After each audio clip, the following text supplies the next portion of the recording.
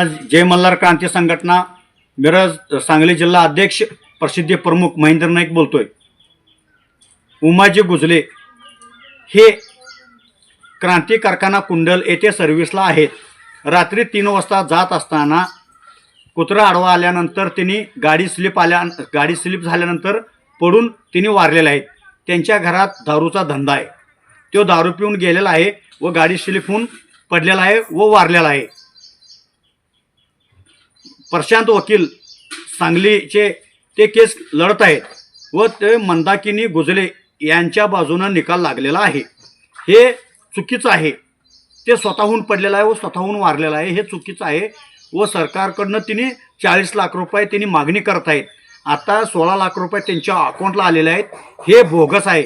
मी कुंडल police स्टेशनला अर्ज करणार आहे, पोलीस स्टेशनला अर्ज करणार आहे व कोर्टाला बी मी वकील ठेवून अर्ज करणार आहे। हे सरकारला तिने बोगस केलेलं आहे, हे माझा अर्ज आहे। सांगली जिल्हा रामोशी समाज प्रसिद्धी प्रमुख महेंद्र नाईक बोलतोय। धन्यवाद।